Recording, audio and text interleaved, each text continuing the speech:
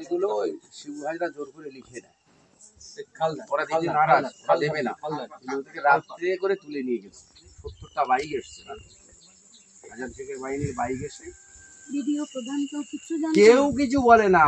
তারা এখানে ভিডিও মার খাচ্ছে, এখানে বিয়ালার মার খেলো। তখন কিছু লোক এখানে বাদী হয়, তখন বলে তোমার জমি আছে, সে বলে না আমার জমি নেই। তাহলে তুমি এসছো কেন? যার জমি আছে তারা বাদী হইতে, তার বলতে তার বলে এই মেরে হাড় ভেঙে দেবো, ও করবো তুমি করো। উত্তম উত্তম জোর করে জিসিবি গাড়ি দিয়ে চষে একেবারে পাকা ধান কাটার মতো হয়ে গেছে। সেই ধানগুলো যে মানুষকে কাটতে সুযোগ দেয়নি, ওইভাবে জেসিবি চালিয়ে দিয়ে তাহলে এখানে ধরুন প্রায় এমন করে দিল আমাদের 70-80 জমির ধান, আমরা গরমের ধান সবাই চাষ করেছে, ভালো ভালো ধান দিয়ে কাটিয়ে এইসব ধান চাষ করে কি করেছে নিয়ে করে নিয়ে আর এই জেসিবি চালিয়ে বাউন্ডারি করে আর জল তুলে দিল। যখন এই কেটে জল তোলে তখন বাইক নিয়ে আনতে 100-র উপর বাইক এসছে, শাহজাহান শেখ সবাই আর পয়সা পাবো কোথায়? ঘরে বাড়ি যখন জল ঢুকছে তখন একে তাকে আর কোন দিন দিচ্ছে, নিলে কি হবে? কেউ তো কথা শুনে আর কেউ মুখ খুলতে পারছে না, ঘরের মধ্যে ঢুকে যাচ্ছে। কোনো রোজগার নেই এদের না, কিছু রেশনের যা চলছে রোশনে, তাছাড়া পুকুর ডোবাতে সব শেষ হয়ে গেছে। এখন জমি একটু ব্যবসা বাণিজ্য করি, তাও ব্যবসা বাণিজ্য এখানে করা খুব মুড়ি ব্যবসা করতাম, তাও করার না। কেন কি করে মুড়ি ব্যবসা কি হচ্ছে? কি করে করবো? মুড়ি ব্যবসায় তো নোনা জল, ধান নেই, ধান পাই না। টিউবওয়েলের একটা জল নেই স্যার, একটা টিউবওয়েলে জল নেই। সে চিন্তা ভাবনা করে না কোনো পার্টির নেতারা এখানে ওই কি সমস্যা হয়েছে শিবু হাজরা শাহজাহান শেখের সেইটা শুনতে আসে, বাস্তবে রূপ কিছু দেখাতে এরা পারে না, যে হ্যাঁ এইটা করলে তোমাদের এই সুবিধা হবে গরিব মানুষের, সেটা কিন্তু বলছে না। আগের দিন 2জন পুলিশ অফিসার এসেছিল, আর যত তৃণমূলের নেতা সঙ্গে, হ্যাঁ সঙ্গে, হ্যাঁ পুলিশের সঙ্গে তৃণমূলের নেতা। হ্যাঁ, কবে এটা হয়েছে? এটা কি বার দিন এই ঝামেলা পড়ে নাকি? এই দিন তারপর ছবি আছে, তৃণমূল নেতা আছে না, আমার ছবি টবি নেই আমার কাছে। এসে আমাকে বললো, আর সবচেয়ে বড় জিনিস এইখানকার যত কিছু কিছু ক্রিমিনাল আছে যারা, এটা মনে রেখো তো, পুলিশের সঙ্গে তৃণমূল নেতা আসছে না, আজকে না আগের দিন এসেছিল, যত গ্রামের সব মেম্বার সুপারভাইজার যারা ক্রিমিনাল যারা ছিল তারা সব সাথে এসেছিল।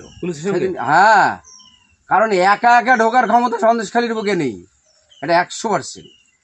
কারণ বাইরের লোক বহিরাগতদের রাতের অন্ধকারে প্রায় ঢুকোচ্ছে, এই আসছে সেই আসছে, একটা রাত ভালো করে ঘুমোতেও আমরা পারি না। এখন শুধু চাইছে জমিটা কিভাবে শাহজাহান শেখকে বাঁচানো যায়।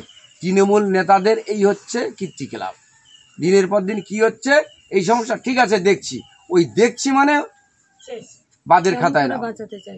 হ্যাঁ, আজকে এমন এমন লোক আছে বাড়িতে নিয়ে এসে রাতের পর রাত রাখছে, সেখানে দেখো ডিউটি আছে, পুলিশ আছে, মানে সেভিক টেভিক এরা অটোমেটিক ডিউটি করে রাখছে। কার বাড়িতে সাজান ছিল বলে নামটা কি? আমির গাজীর বাড়িতে। কবে এটা? এই গত 2 দিন আগে ছিল। পুলিশ জানে না? পুলিশ গিয়ে মিটিং করছে তো গোপনে রাতের অন্ধকারে। আমির গাজীর বাড়িতে? হ্যাঁ, লঞ্চটা নিয়ে ওই দিক থেকে আপনি সংবাদেও দেখেছেন, ডিজি গিয়ে নিজে ওখান থেকে আলোটা অফ করে দিয়ে গিয়ে ওর সাথে কথা বলছে। মাঝ নদীতে গিয়ে লঞ্চটা পুরো লাইটটা অফ করে দিচ্ছে, কোন দিকে যাচ্ছে এতে কোনো দিশারা পাওয়া যাচ্ছে। ঠিক রাত 11টা, ঠিক 11:30 এরকম হবে। এইসব নেতাদের কি আমরা বিশ্বাস করবো? এখন তৃণমূল নেতারা যে করছে, আমিও সেই তৃণমূলই করি, কিন্তু করলে কি আজকে যে পরিস্থিতি ঘটেছে, মানুষের মানে চালে পিঠ ঠেকে গেছে, বাঁচার কোনো উপায় নেই।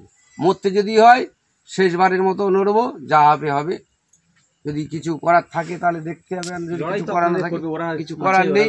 কারণ আজকের যারা এই শাহজাহান শেখ শিবু হাজরাকে নেতৃত্ব দিয়ে এরা মানে ধরুন সহযোগিতা করছে বাঁচানোর জন্য, শিবু হাজরা শাহজাহান শেখ উত্তম শত্রুকে বাঁচানোর জন্য তারা কি করছে, রাতের অন্ধকারে বাড়িতে এনে রাখছে। এর বাড়ি যদি 2 দিন থাকে, তার বাড়ি গিয়ে 5 দিন থাকছে, তার বাড়ি গিয়ে 5 দিন। উত্তম শত্রু গ্রেপ্তার হয়েছে, গ্রেপ্তার তো হয়েছে, এইসব করেছে। এই ঘটনার পরেও তো এই ঝামেলাটা হলো, মানে এখন বর্তমানে থাকে। হ্যাঁ, হাইকোর্টের অর্ডারের পরেই গ্রেপ্তার, লোক দেখানো গ্রেপ্তার ব্যাপার। হ্যাঁ, কিন্তু এটা কি প্রশাসন জানে না, বা প্রশাসন তুলতে পারে না, চোখে এদের অধরা, এটা দেখতে পায় না। এরা তো নিজের যদি গুন্ডাদের কেউ ভয়ে- জেগে ঘুমায় তাতে ঘুম তো ভাঙানো যায় না। দাদা, গুন্ডাদের ভয়ে চাপে পুলিশ ওদের দিকে মাথা ঝুঁকিয়েছে। হ্যাঁ, এবারে সন্দেশখালীর মানুষ আর আমাদেরকে একসাথে চাপ দিতে হবে যাতে পুলিশ এই দিকে মাথা নয়।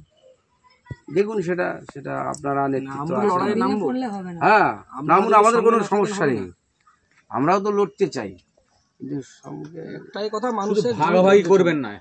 আমি প্রথম দিন থেকে যেটা বলছি, এটা খুব চেষ্টা চলছে, হ্যাঁ, মানে ভাগাভাগি করার। স্যার দেখুন 10টা